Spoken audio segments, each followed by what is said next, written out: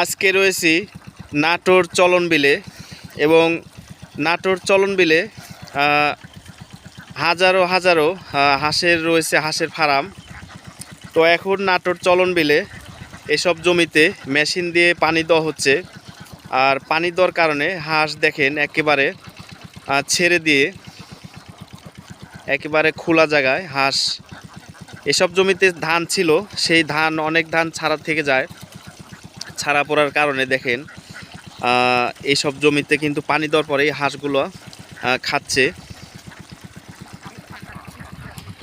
তো বিশেষ করে নাটোর চলন বিলে রয়েছে হাজারো হাঁসের ফার্ম। হাঁসের ফার্মের অভাব নেই এবং এই এলাকায় ইরি ধান লাগানো শুরু হয়ে গেছে। আস্তে আস্তে সব জমিতে মোটর মেশিন পার করে আস্তে আস্তে কিন্তু পানি দেওয়া শুরু হয়ে গেছে।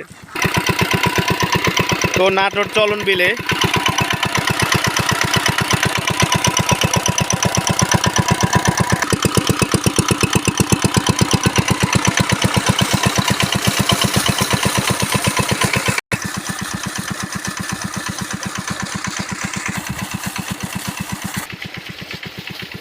নাটোর চলন বিলে দেখেন এখানে প্রায় 1000 হাঁস রয়েছে। 1000 হাঁস কিন্তু এই যে পানি দিচ্ছে, এসব জমিতে ধান লাগানো হবে। আর এই যে ধানের চারা দেখেন, ধানের চারাও কিন্তু এই এলাকার ধানের চারা কিন্তু আপনার পানি দিয়ে পানির মধ্যে উঠানো হয়। দেখেন অনেক সুন্দর হয়েছে কিন্তু। এবং চলন বিলের গল্প বলে শেষ করতে পারবো না। চলন বিল অনেকটা সুন্দর। তো নাটোর চলন বিলের গল্প কি বলবো, দেখেন আশেপাশে কোনো বাড়িঘর নেই, একেবারে ফাঁকা।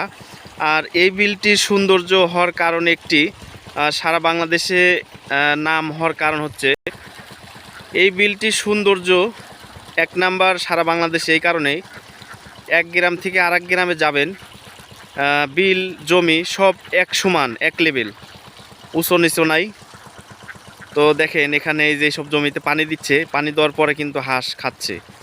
পানির মধ্যে যে ধানগুলো পড়ে রয়েছে, ধান শামুক, সেই শামাক কিন্তু এভাবে হাঁস খেলিয়ে বেরিয়ে খাচ্ছে। আর এখানে প্রায় 1000-1200 হাঁস হবে। তো আমি নাটোর চলন বিলে কিছুটা হাঁসের ফার্ম দেখালাম। সবাই ভালো থাকবেন, ধন্যবাদ।